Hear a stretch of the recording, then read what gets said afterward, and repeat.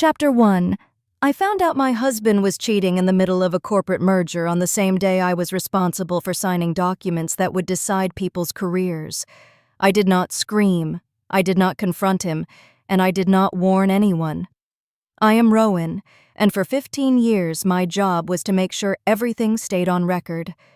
What my family never realized was that the system they trusted me to protect them from was the same system that would eventually tell the truth for me. It was not the kind of day where anything was supposed to go wrong. I was in downtown Boston on the 32nd floor of a glass building that looked out over the harbor, finishing the least glamorous phase of a merger that everyone else had already stopped caring about. The signing dinners were done. The press releases were old news.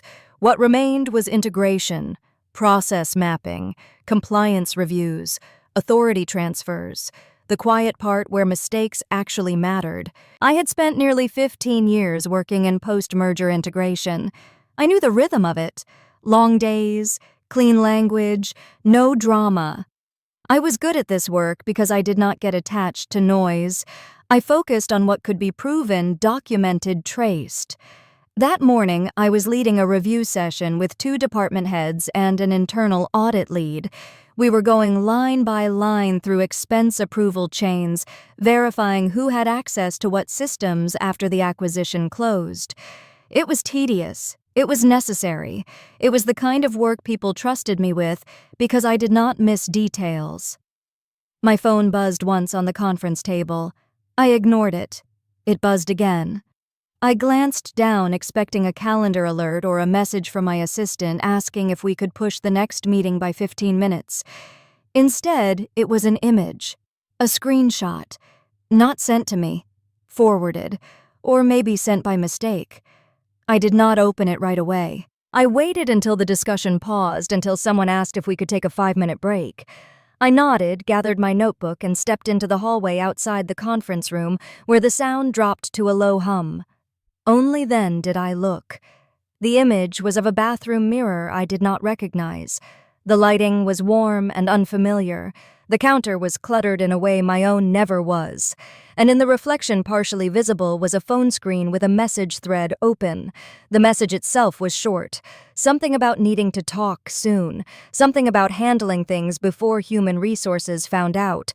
I did not zoom in. I did not need to. The name at the top of the screen belonged to my husband. That was the moment I understood that the message did not belong to me. What surprised me most was not the content. It was how familiar the feeling was. Not shock exactly, more like confirmation.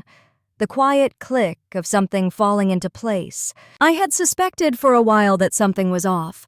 Late nights that did not align with quarterly deadlines. A new attentiveness to his phone. Small comments about my work schedule that felt less like concern and more like irritation. None of it had been enough to accuse. All of it had been enough to notice. Still standing there in that hallway, I did not cry. I did not feel my chest tighten or my hands shake. My breathing stayed even. I remember noticing how calm my pulse felt against my wrist when I checked my watch. I locked my phone and slipped it back into my bag. When I returned to the conference room, the audit lead was waiting for my answer about a reporting threshold. I gave it without hesitation. I finished the meeting. I assigned follow-up tasks. I signed off on 2 documents that would be archived and time-stamped in the system before the end of the day. Everything stayed on record. I did not call my husband. I did not text him. I did not ask where he was or who he had been with. I did not open his phone when I got home that night. I did not search his email. I did not do anything that could later be questioned. That restraint was not about denial. It was about control. I had learned a long time ago that the fastest way to lose leverage was to react before understanding the full shape of the situation. Emotion makes people careless. Carelessness leaves trails. That afternoon, as I moved from meeting to meeting, I became acutely aware of the systems I worked within every day. Expense approvals, access logs, compliance reviews, ethical reporting frameworks. They were designed to observe behavior, not intention. They recorded what people did not what they claimed to feel. I had spent my career helping companies transition from one structure to another without chaos. I understood how visibility worked. I knew which actions created documentation and which ones disappeared into private conversations. For the first time, I realized that those same systems existed inside my own life. When I got home that evening, my husband was already there. He asked how my day was. I told him it was busy. He said his had been long. He kissed my cheek and went into the kitchen. I watched him move around the space we had shared for years and felt something subtle shift. Not anger, not grief, distance. I noticed details I had ignored before. The way he avoided my eyes when he talked about work. The way his phone stayed face down on the counter.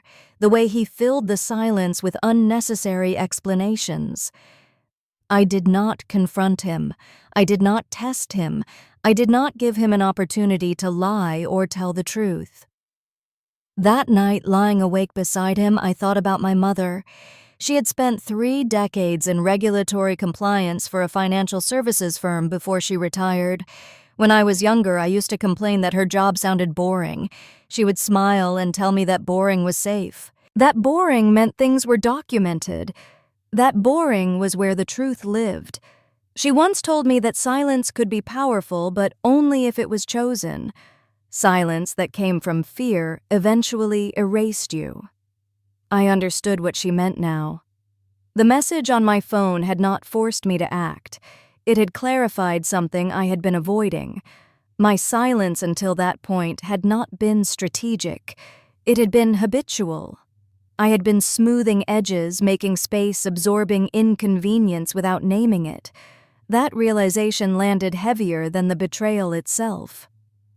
Over the next few days, I paid attention, not in secretive ways, not in ways that crossed lines. I simply stopped filling gaps for him. I stopped answering questions that were not mine to answer. I stopped redirecting conversations that made him uncomfortable.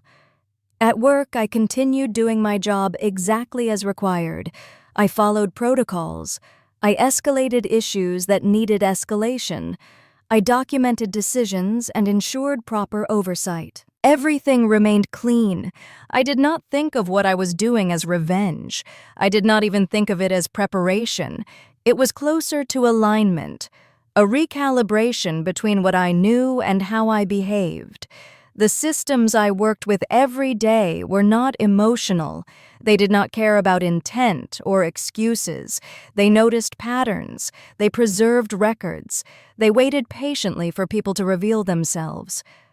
As the week went on, I realized something that unsettled me more than the message itself.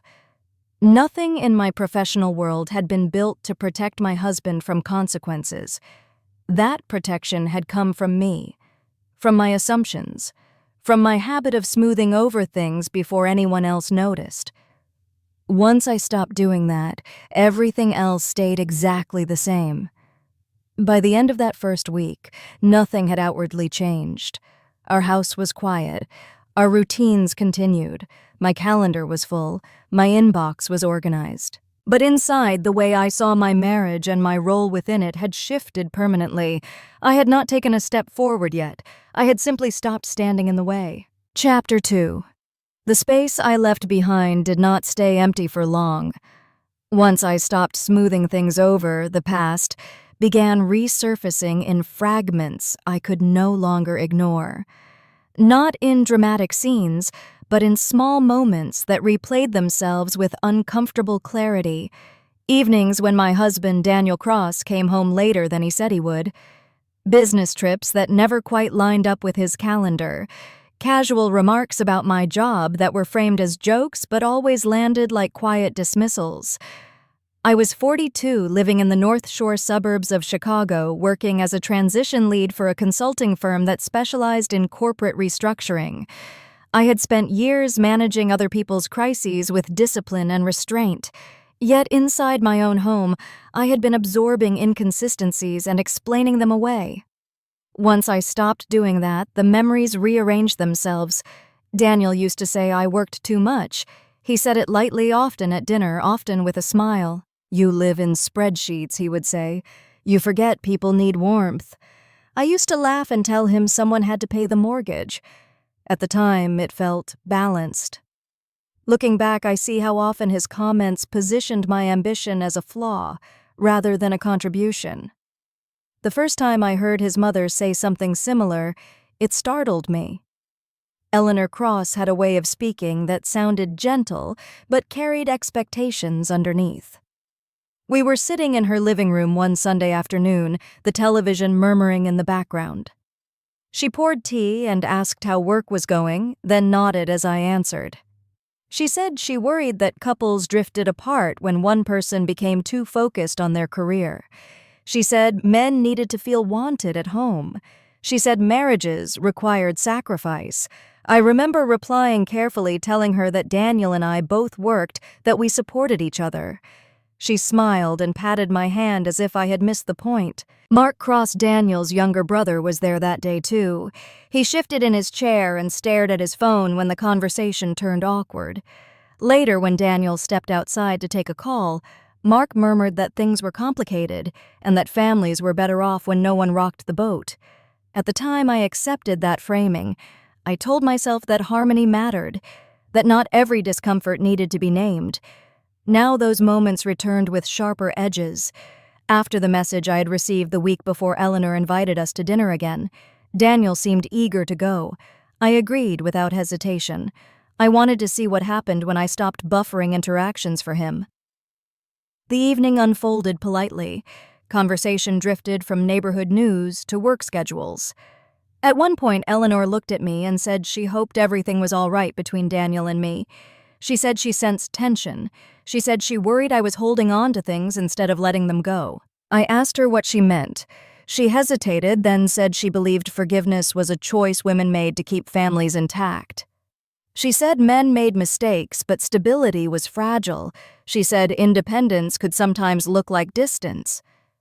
Daniel remained silent. Mark watched his plate. I did not argue. I did not defend myself. I simply listened. On the drive home, Daniel asked why I had been so quiet. I told him I was tired. He said I seemed cold lately. I nodded and said nothing. That silence was not forgiveness. It was assessment. That night I lay awake thinking about my own mother, Patricia Lane. She had spent most of her career in regulatory oversight for a regional bank. When I was younger, she had warned me that silence carried different weights depending on who chose it. Silence could be strategy, she said, or it could be erosion. She once told me about a colleague who lost everything after a divorce because she had trusted goodwill instead of documentation. The woman believed years of compromise would be remembered as loyalty. Instead, it was interpreted as consent. At the time, I thought my mother was cynical. Now I understood she was practical. The following week, I ran into Iris Bennett, a former colleague at a coffee shop near my office. We had not spoken in years. She looked thinner, tired in a way that went beyond long hours. We talked about work at first. Then she mentioned her divorce. She said it happened fast once it started. She said she had assumed things would be fair because she had always been reasonable. She laughed without humor and said reasonable people were often the least prepared. She told me she had left her job to support her husband's career. She had trusted that sacrifice would be acknowledged. Instead, she found herself negotiating from a position with no leverage. I listened more than I spoke. Walking back to my office afterward, I realized that my silence over the years had not protected my marriage. It had only postponed an inevitable reckoning, one that grew more expensive the longer it was delayed. At work, nothing about my role changed. I attended meetings. I reviewed transition documents. I flagged inconsistencies when I saw them. What changed was that I no longer filtered information through concern for how it might reflect on Daniel. That distinction mattered. At home, Daniel grew restless. He asked if something was wrong. He asked if I was upset about something specific. I told him I was thinking. He said thinking could be dangerous. I smiled and went back to reading. The pressure did not come from him alone. Eleanor called twice that week. She asked if we could talk. She said she hated unresolved tension. She said women often carried grudges without realizing the damage. I thanked her for her concern and told her I was handling things in my own time. After I hung up, I felt the weight of expectation settle around me. The expectation to soothe, to explain, to restore balance even if it meant diminishing myself. That was when the question became unavoidable, not whether Daniel had betrayed me. That was no longer in doubt. The question was what I would lose if I continued to absorb the cost of everyone else's comfort. I did not decide to retaliate. I did not decide to expose anyone. I decided something quieter and more consequential. I would no longer confuse silence with obligation. By the end of that week, nothing outward had changed. Our schedules remained the same. Our conversations stayed polite. My work continued uninterrupted. But internally, a line had been drawn. I was no longer waiting for permission to protect myself. Chapter 3. The decision did not arrive with drama. It arrived with clarity. Once I stopped waiting for permission to protect myself, the days that followed felt strangely quiet. Not calm, but stripped of the extra work I had been doing for years without noticing. The emotional cushioning, the quiet edits, the small interventions that kept other people comfortable. Over the next several weeks, I did not build a plan. I did not sit down with a notebook and outline outcomes. I simply stopped stepping in.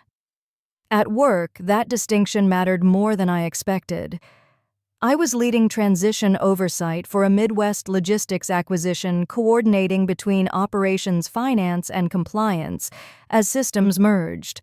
My role was not executive, it was structural. I made sure processes lined up and nothing slipped through in the handoff. Daniel Cross worked in regional sales for the same logistics group one level removed from my reporting chain. For years, I had treated that overlap carefully. I flagged potential conflicts early. I redirected questions before they became awkward. I made sure he was never caught in the glare of oversight. Once I stopped doing that, the environment changed. In a standing meeting with Human Resources and Compliance, Nora Whitman, the ethics director, began asking sharper questions. Her tone was neutral, but her eyes lingered on me longer than usual. "Can you clarify how expense approvals are being handled post-integration?" she asked, "especially for regional directors." I answered factually. I referenced the policy. I cited the updated workflow. Everything I said was accurate. Daniel Kessler, the board liaison assigned to the transition, leaned back in his chair and watched me. He had always been polite, distant, in the way men often were when they could not decide if you were useful or inconvenient. "Given your personal connection," he said carefully, "we need to be sure the process is insulated." I felt the room shift. There it was. The unspoken concern made audible, conflict of interest.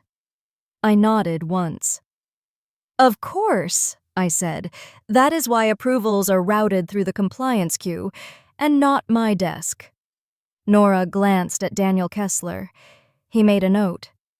After the meeting, she caught up to me in the hallway. "This is just due diligence," she said. "You understand?" "I do," I replied. And I did.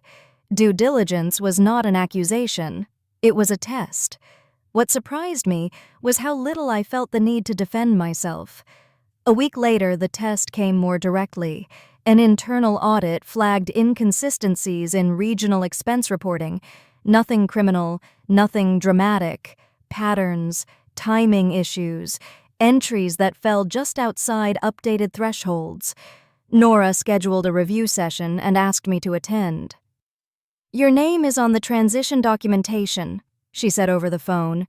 "We need clarity on scope." "I can provide that," I said. When I arrived at the conference room, Daniel Kessler was already there. So was Caleb Morris, an external counsel brought in for acquisition compliance. His presence told me this was not casual. Caleb introduced himself with a firm handshake. "This is a process review," he said, "not a disciplinary meeting." "I understand," I said. The questions came methodically. Who had access to which systems before and after the acquisition? how exceptions were handled during the transition period, whether any approvals had bypassed standard routing. I answered without speculation. When I did not know, I said so. When something fell outside my authority, I stated that clearly. At one point, Daniel Kessler asked, "Did you ever intervene on behalf of any regional director during the transition?" The question was careful. The implication was not. "I followed policy," I said. "When exceptions were requested, they were logged and escalated appropriately." Caleb nodded. "Do you have documentation?" "Yes," I said. All requests were recorded in the system. That was the moment I understood how much protection I had been providing before without realizing it, not by falsifying anything, not by lying, by anticipating discomfort and smoothing it away before it reached visibility. Once I stopped doing that, the system did exactly what it was designed to do.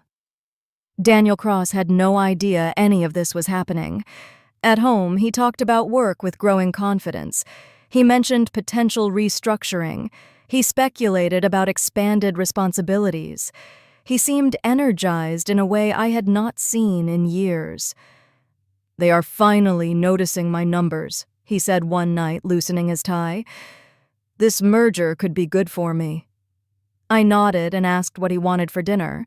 He never asked about my meetings. He never wondered why compliance had been so quiet around him lately. He assumed I would handle whatever needed handling. That assumption had been true for a long time. A few days later, I received an email from Nora asking for clarification on a reporting window that overlapped with Daniel's region. It was procedural. It was neutral.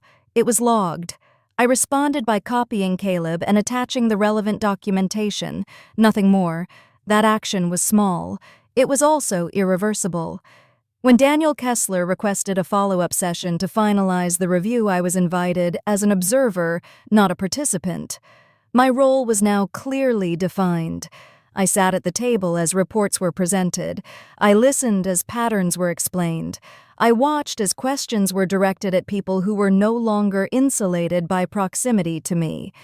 Daniel Cross was not in that room. Not yet. That realization settled quietly. The system he was waiting to benefit from was the same one that would eventually look back. I did not feel satisfaction. I did not feel dread. I felt alignment.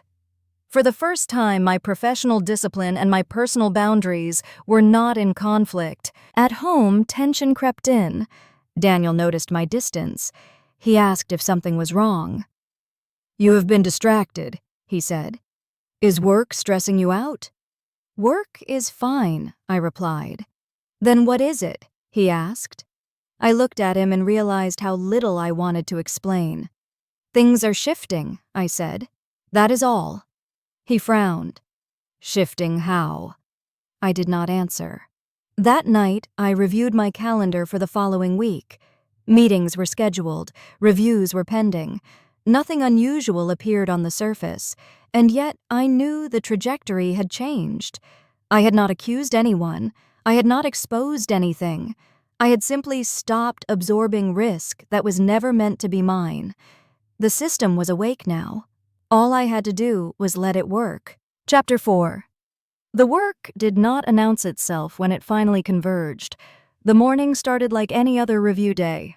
I arrived early at the Midtown office in Denver Coffee, untouched on my desk calendar, blocked from 9 to noon. That window had been marked for weeks as a consolidated compliance session. On paper, it looked routine. In reality, it was the point where multiple threads crossed the same line. I was 43 at the time, working as a senior transition manager for a national consulting firm that handled post-acquisition oversight. My role had always been structural rather than visible. I made sure procedures matched promises. That morning, everything I had been observing quietly was scheduled to be placed into a formal record. I walked into the conference room with my notebook and laptop, greeted people by name, and took a seat near the end of the table. I was not there to lead. I was there to observe. The compliance packet was already printed and stacked neatly in front of each chair. Across the table sat Thomas Reed. Thomas had always carried himself with confidence. He worked as a regional sales director for the logistics group we had recently absorbed, and he had spent the past few months talking openly about growth and opportunity. He nodded at me when I entered, smiled easily, and leaned back as if the room belonged to him. I noticed how relaxed he seemed, how certain. Angela Moore, head of ethics and employee conduct, opened the meeting. Her voice was calm and even.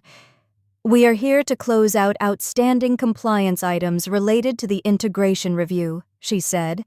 "This is a standard process." Marcus Ellison, the board representative assigned to the transition, sat beside her. He adjusted his glasses and scanned the agenda. I watched Thomas skim the packet in front of him. He did not linger on any page.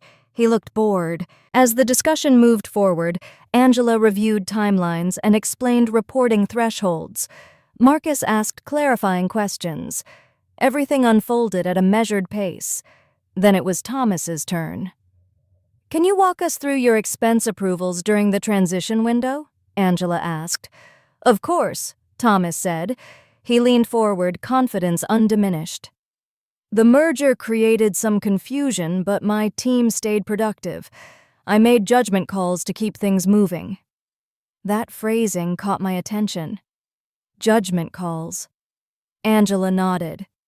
"And you are comfortable with the documentation supporting those decisions?" "Absolutely," Thomas replied. "I have nothing to hide." I felt a subtle tightening in my chest, not from anxiety but from recognition. People who said they had nothing to hide often talked too much. Marcus interjected. "There are entries here that fall outside revised limits. Can you explain the timing?" Thomas smiled.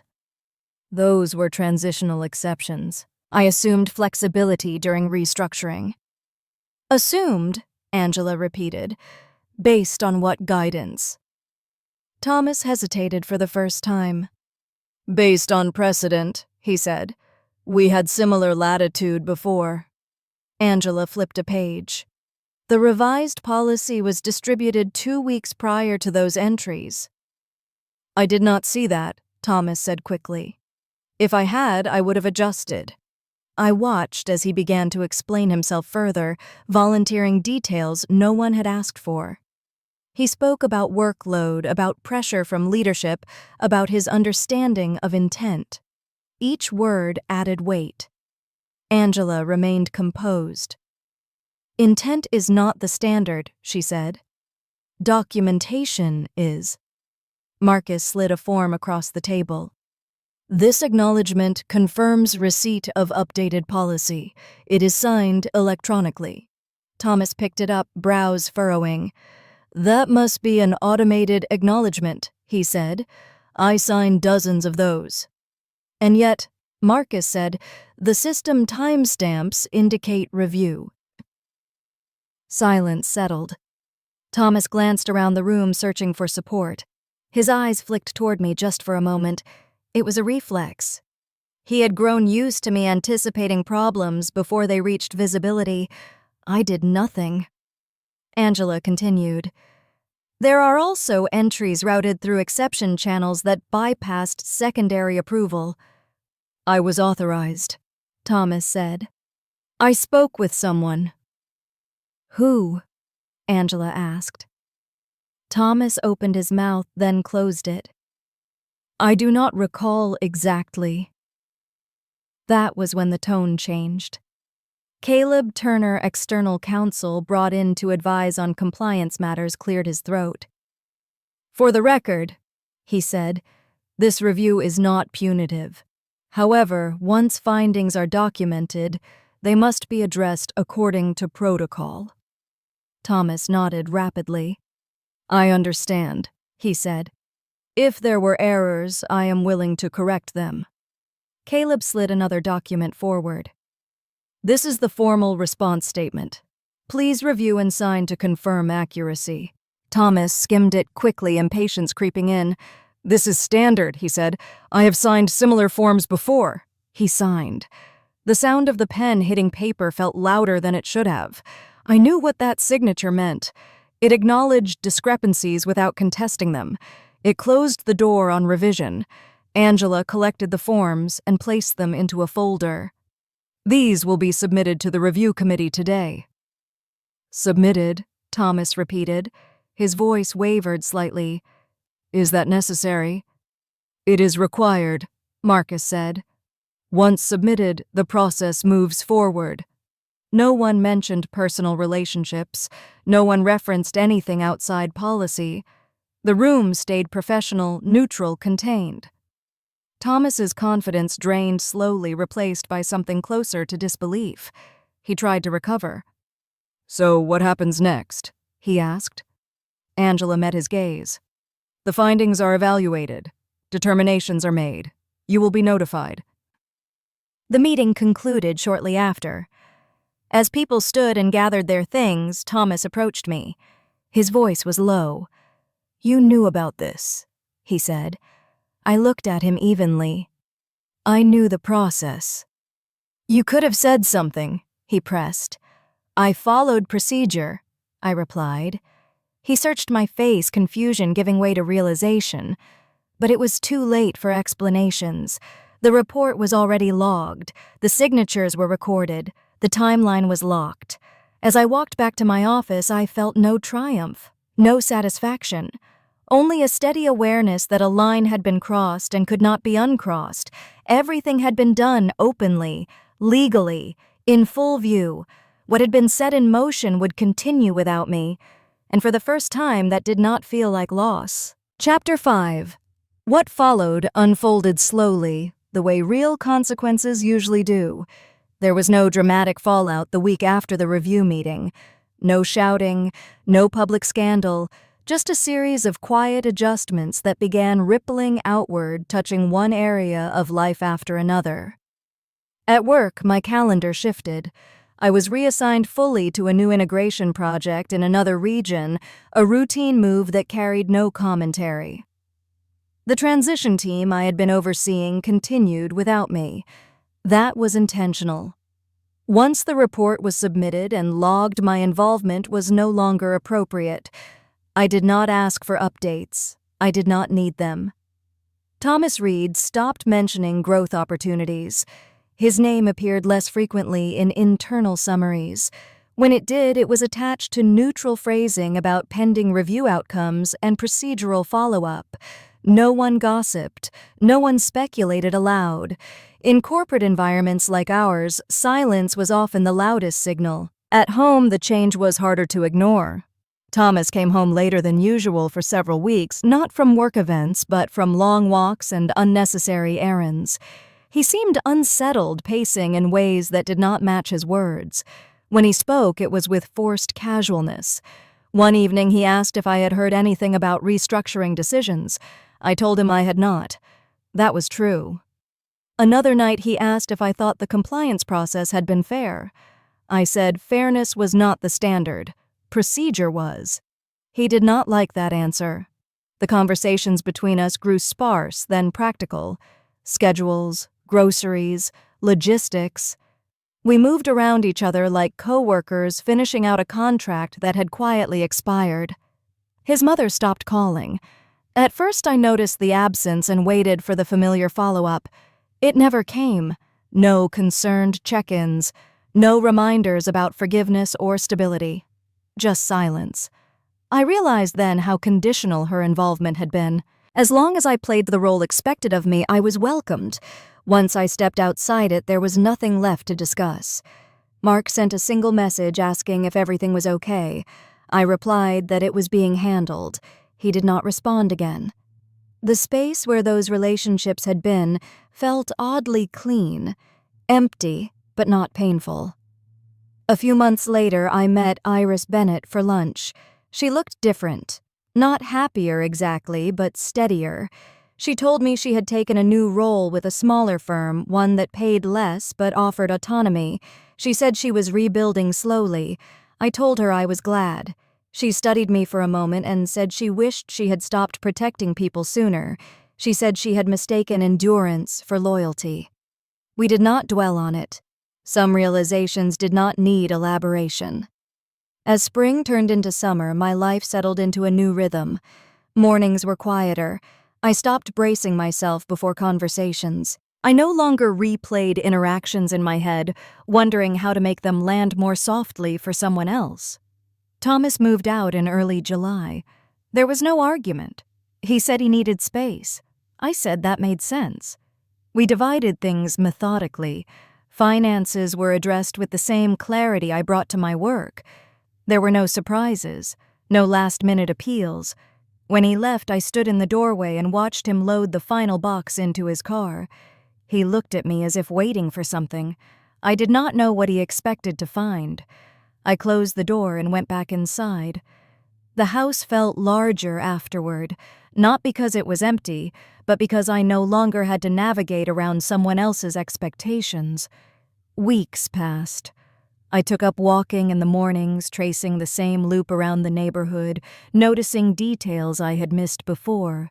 The way light filtered through the trees, the quiet competence of my own breath, the absence of tension I had once mistaken for normal. One afternoon, while organizing old files, I came across a notebook from years earlier. Inside were lists I had made for Thomas. Reminders, deadlines, follow-ups, things I had tracked so he would not have to. I closed it and recycled the pages without reading further. The relief that followed surprised me. It was not joy. It was not triumph. It was lightness. The kind that comes from no longer carrying weight that was never meant to be yours. Occasionally, I wondered what my life would have looked like if I had confronted things sooner, if I had named the imbalance before it hardened into habit. Those thoughts came and went without bitterness. Regret requires attachment. I had let go. On a quiet Saturday morning, I sat on a bench by the lake watching people pass by with dogs and strollers and coffee cups. No one knew my story. No one needed to. I thought about how often women are taught to buffer discomfort, to translate, to anticipate, to absorb. We are praised for it, thanked for it, until the cost becomes invisible and entirely ours. I did not think of what I had done as revenge. I thought of it as withdrawal. I withdrew my labor, my protection, my silence. What remained was not destruction but truth, and truth, when allowed to surface, tends to arrange itself without much help. If there is anything I would leave you with, it is this question. How much of your energy goes into shielding other people from the consequences of their own choices? And what might happen if you simply stepped aside and let the record speak for itself? That was the moment I knew my life had truly moved forward.